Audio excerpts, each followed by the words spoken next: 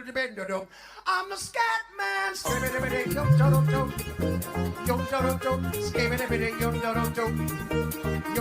I'm the scat man.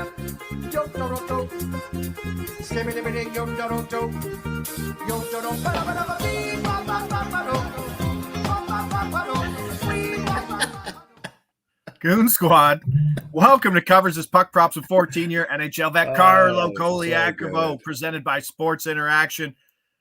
It was an okay day, Stacks, man. But Connor McMichael making me look good. The booze making me look good. That was fast. You know a guy treats you right, Carlo, when he gets it done early. You don't have to sweat it out. That's Connor McMichael. I love it. He's our guy. He is. I made the shirt. You love McMichael. Yeah, I like that. Yeah, we'll have to get that on air soon. Another one that's climbing up my power rankings of hockey men I enjoy. Please don't clip that. Ryan Donato in Chicago. I laddered his shots on goal last night. 3, 4, 5. 5 was plus 750, plus 800 in some spots. Hit them all. Love it. He's playing today. We're going to get to him today. But we got a big slate. Like we were talking about yesterday, do enjoy the small slates. But yesterday, plus 3.47 units. Picked all the winners. We had the early game winner, Washington, unstoppable. Detroit, easy matchup. Easy. I told you it was free money. I said McMichael was free money, and I said the Detroit Red Wings was a great play because of everything you mentioned yesterday, the return home for Chicago after the 5-day or long Western road trip. And we got a little lucky. McDavid somehow, I don't know, went cryogenic freezer, got better, somehow got on the ice yesterday, moved the line 30 points as he should, and we still got it with a bad number, with a late goal. And the Mark Stone empty netter with 3 seconds left. I love it. Big one. Great night. Adam's It was Digest. a great night. Shout out to Adam's Digest. His brain works differently from mine. I was complaining that Connor McDavid was playing. He's like, yeah, but you didn't notice that Ryan Nugent-Hopkins went down to center the third line. He was plus 160, I believe, in that range, or maybe plus 140. 100 points? Yeah. Wow. So we put that one out as well. Kane sold us. Absolutely, Kane sold us. Got greedy with the triple. And then when you get the DeBrincat and Larkin points twice without a secondary assist, no good. No bueno. That's a no bueno play. The Aho point prop is over under 1.5. I like Rich H at the top of the group chat saying stacks are us. Stacks are us. We got some today. We got some big ones today. Let's get to the slate. We got basketball coming up at 10:30. Let's try to get this in and out. Appreciate everybody there in the chat. You got any questions, let us know. Let's bang them out. Philly, Tampa Bay. Tampa Bay, pretty decent little favorite here. Over under sitting at 6. Tampa Bay team total over 3.5, minus 115. That seems like a good price. Coming back from that road trip, Tampa Bay gets home. They lost 3 straight. They're gonna put it in today. John Cooper's gonna put them through the ringer. And Philadelphia is bad. They've allowed 4+ goals in 7 of 9 losses and 10 of 13 games in general. And you know what? Sam Erson's banged up. You know who that leaves? Torts in that crease? It's ugly. The Belarusian and the Russian. You got Kolosov, who's 0-3 with an .863 save percentage, and you got Fedotov 0-3 straight up with an .821 save percentage. Yikes. Yeah, that's why they have to play ugly hockey, because they have Erson's not available? They don't know. He traveled with them on the start of this road trip. Yeah. But he's not healthy right now. We'll see. Okay. I like it. I think this number says that Erson's in, so we're buying it anyway at this point, and it will only get shorter. If one of those two guys comes in, we're going to see this line move. And we could get Braden Point back, which is interesting because Cirelli's not the guy. They're kind of moving things around. I know we don't like Philadelphia, but tell me, coming back from a road trip, lose 3 straight, you're a veteran team with a veteran coach. What kind of effort do you expect from Tampa Bay in this spot? Well, clearly it's a get-right spot for them, right? Losing's always magnifies things to be worse than they are. And I think for Tampa, they've had a lot of good going for them this year. In the absence of Stamkos, it's a transition for them too. But I just think this is a good spot. Obviously near the end of a road trip, depending on the length of it, you're always just excited to get home because, by the end of it, you're kind of like, okay, I'm sick of eating hotel food. I'm sick of staying in the hotel. I just want to get home to my comfy bed. And you'd have to think that this matchup excites them because of everything you just mentioned, what the Flyers are struggling with, right? Yeah. So yeah, that's how I would look at it. Yep, I'm a big fan of this spot for Tampa Bay here. Just looking over at the chat, said Pete Shepard says, "What's crazy is Kane had that saucer pass that broke out the second Larkin goal, and it was ugly, and it really goes to show you. I mean, I'm 99% sure Detroit was on the road last night. Yes, they were. Yes, yeah. That's sometimes the difference between home scoring and non-home scoring. Like you've seen."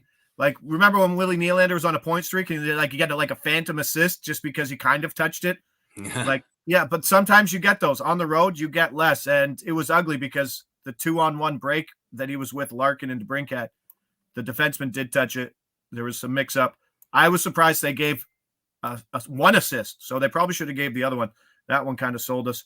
No Wilson sucked, too, especially when you get Pierre-Luc Dubois and McMichael early. But that's what we got for the Tampa Bay game. Moving on, a team you know very well, Montreal, facing New Jersey. New Jersey's minus 310. Big faves. Total sitting at 6.5.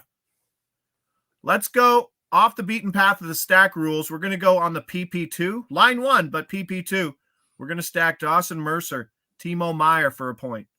Yeah, they had a nice connection the other night. See the alley-oop pass? Yeah, that line's really good with Nico. That's the top line in New Jersey. Guess what that's paying today?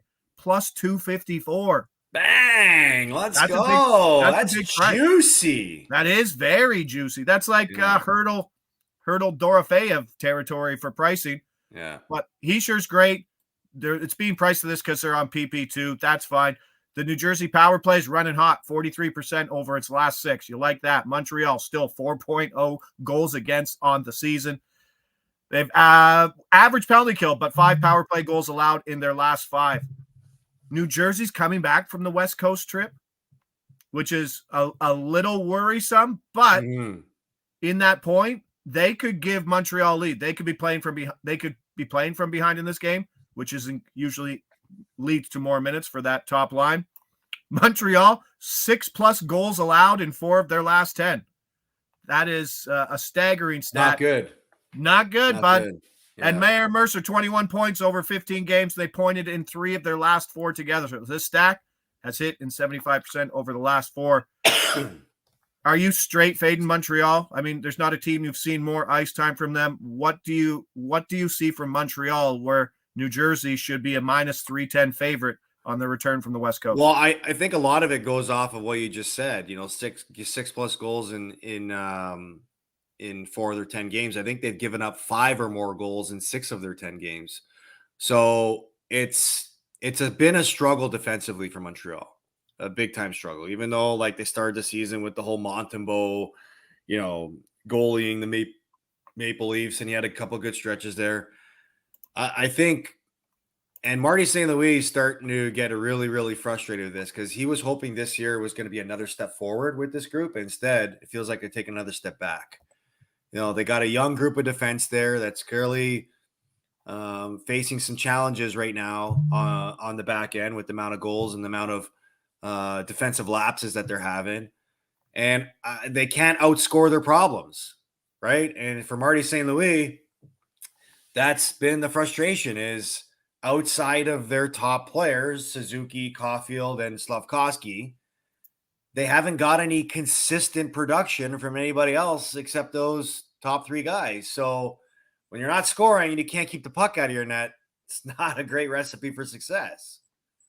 Since the first 2 games where Sam was on fire versus Ottawa versus Toronto, allowed 1 goal. He is 1-6 straight up with a 443 goals against and an 858 save. It's not great. No, it's not. Yeah. And honestly, there's been some games where the game's over in the first period.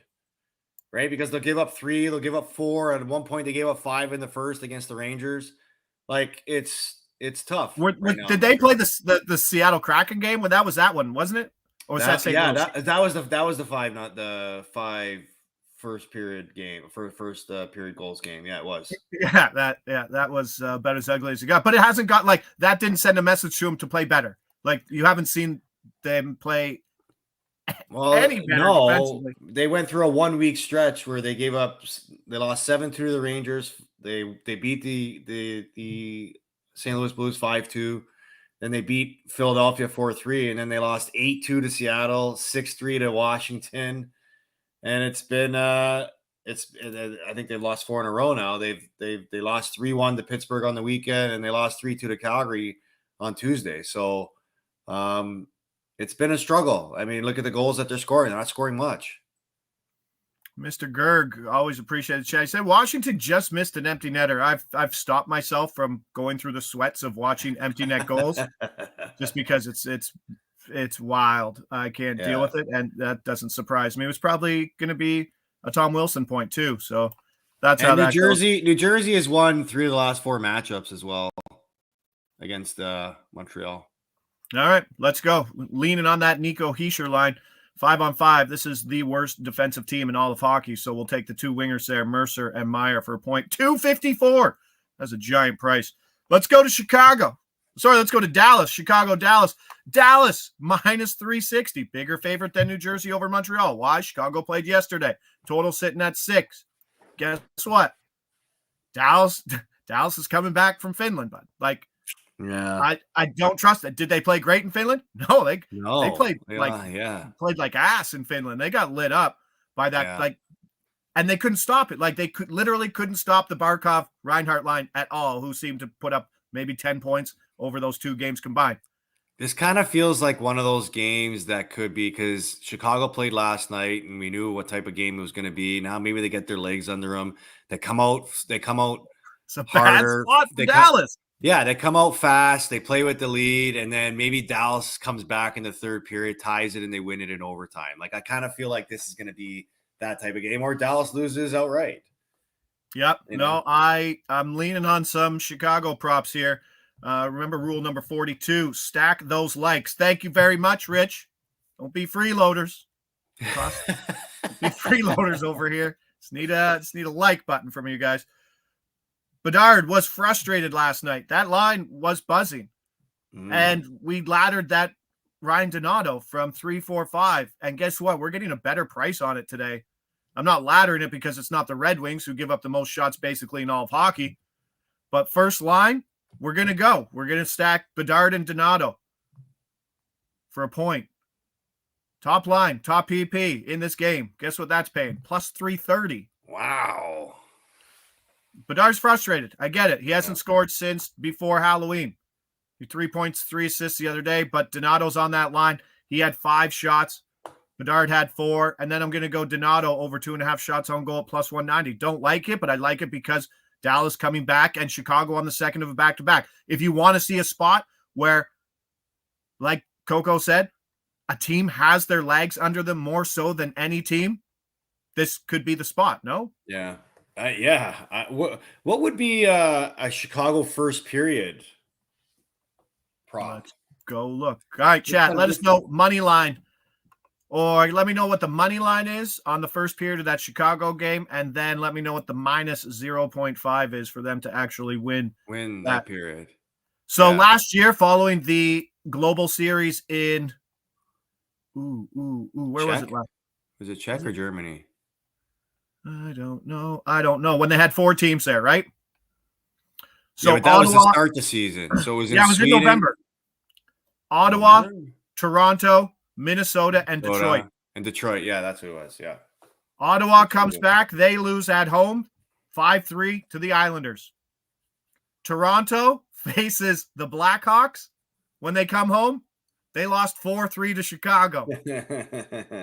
Minnesota, home to Colorado, lost 3-2. Detroit was the only team that won, and they played them early and left early. So hopefully some of that goes. And right now, Ryan Donato, his minutes are up, but his market's not really changing. This guy is shooting at a rate as much as William Nylander but he's just not getting as many minutes. So this is going to change if he goes up. And Yahtzee points out Chicago money line first period plus 200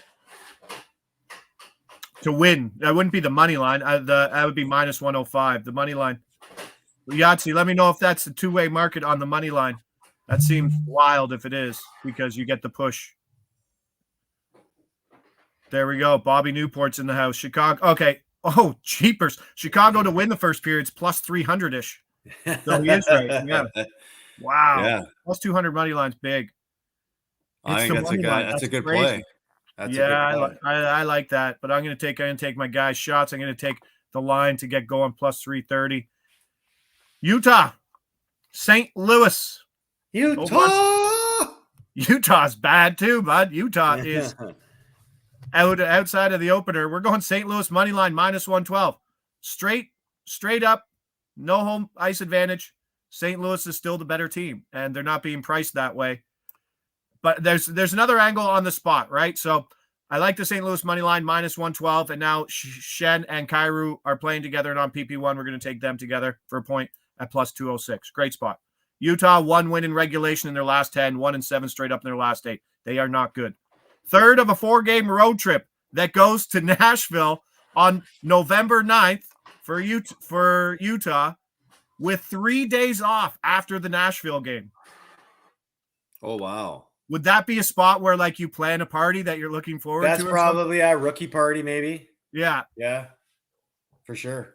Is this a game that they could easily skip over before going to Nashville? I don't think this one would be, but the next one would be for sure. The game in Nashville. Well, so considering Utah is not like getting any results, I mean, it's hard for them to even overlook any game right now. But here's the way it normally goes. Like, if you win tonight, yeah, maybe the game in Nashville could be one that you maybe are looking ahead to the night of.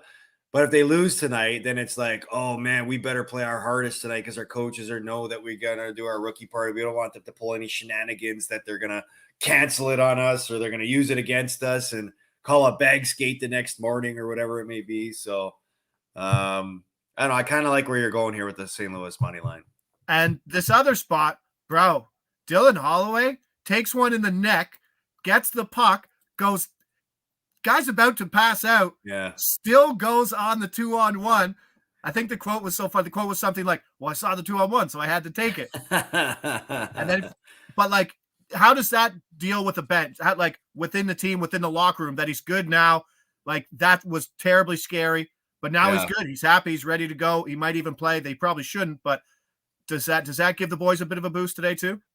I don't think so. I think that's more of, the adrenaline in the moment, right? Obviously, when you see your teammate pass out on the bench and then have to be escorted to the hospital, you're worried within the game. And then once the sense of the information comes in where it's like, okay, he's good, he's stable, he's going to be okay, you kind of like take a breath of fresh air. You try to remove the memory of what you just witnessed and you move on. Like, I don't think the guys are going to be like, oh, let's do this one for Holloway tonight, guys. I mean, kudos to him. I'm glad he's okay. Ultimately, that's the best news that can come out of this.